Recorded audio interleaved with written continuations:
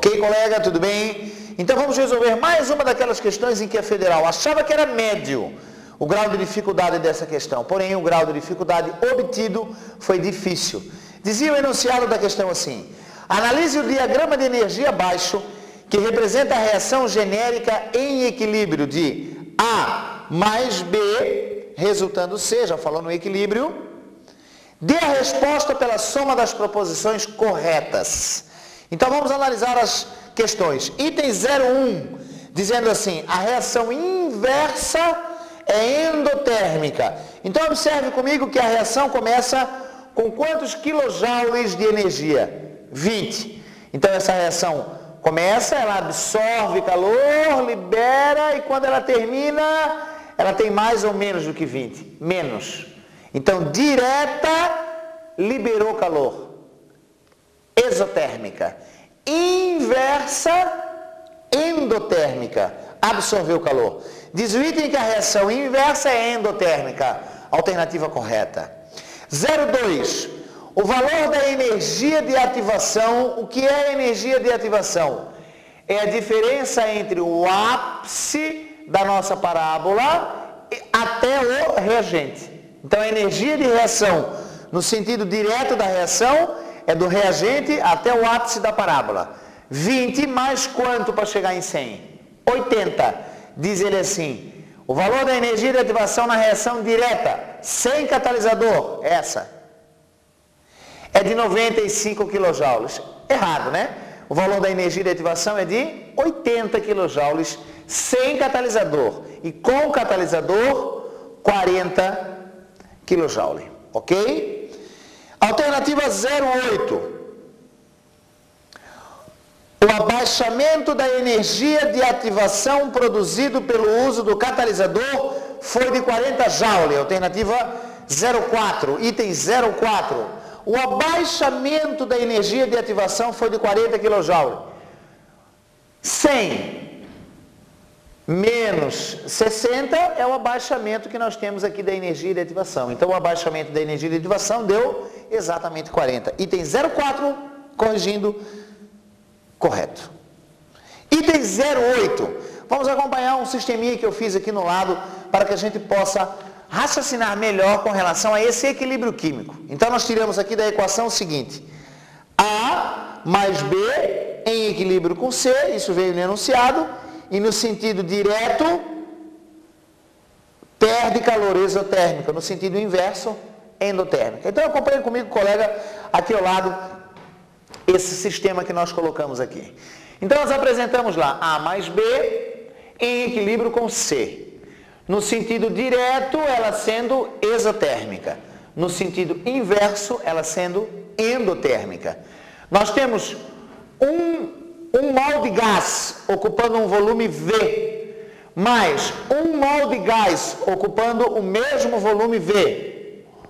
Um mol de gases diferentes, submetidos às mesmas condições de temperatura e pressão, ocupam o mesmo volume. Então nós temos dois volumes reagindo e produzindo um mol de gás, produzindo apenas um volume. Então nós temos o quê? Dois volumes produzindo um volume. Nós temos uma compressão no sentido direto. No sentido inverso, nós temos um volume produzindo dois volumes. Então nós temos uma expansão. Podemos tirar a expressão da constante de equilíbrio sempre. Concentração ou pressão. No caso nós falamos da concentração dos produtos no sentido direto, dividido pelos reagentes no sentido direto também. Então, produto dividido pelo reagente. Então, concentração de C dividido pela concentração de A vezes a concentração de B. Não foi nenhum expoente aqui, porque os coeficientes aqui é 1. Ok? Isso quando ele não fala da parte experimental. Quando ele fala em experimental, daí nós temos que tirar os coeficientes através dos valores experimentais. Certo? Questão que caiu em 2002. Ok. Continuamos aqui então. Constante de equilíbrio, concentração de C dividido pela concentração de A vezes a concentração de B. Legal.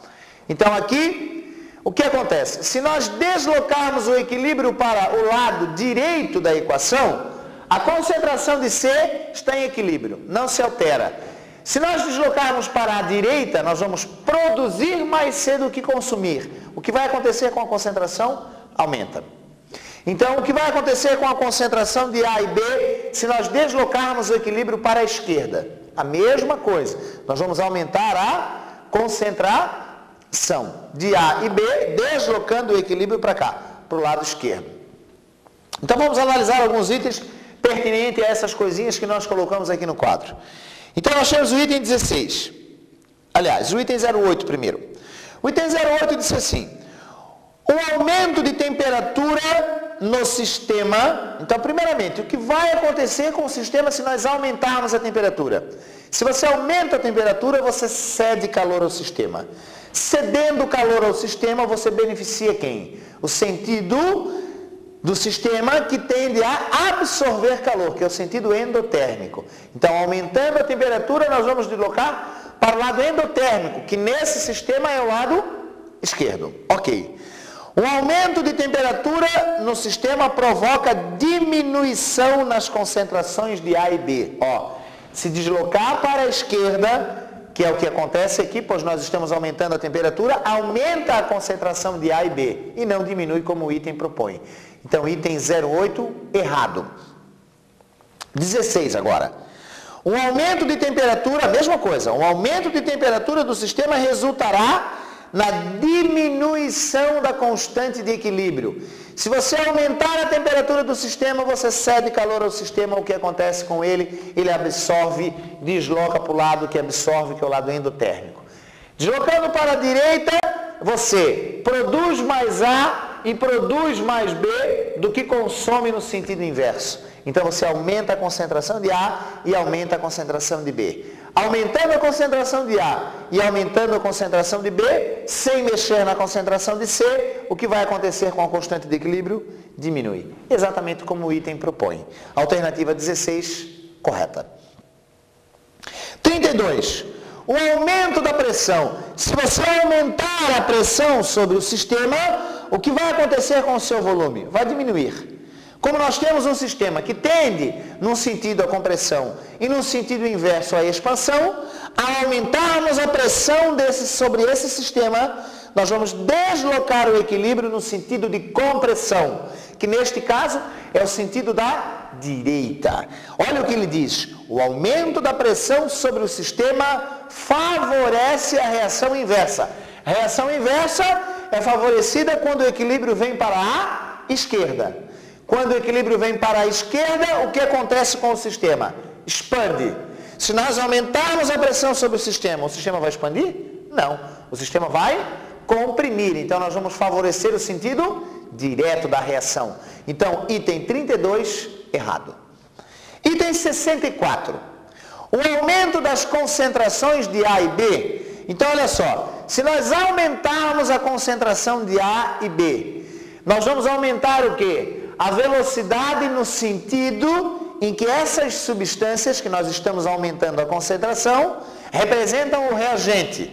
Então, nós vamos aumentar a concentração de A, aumentar a concentração de B no macetão. Sempre que você aumenta a concentração, você desloca o sentido para o lado oposto. Aumentando a concentração de A e B, desloca o equilíbrio para o lado oposto, neste caso, o lado direito.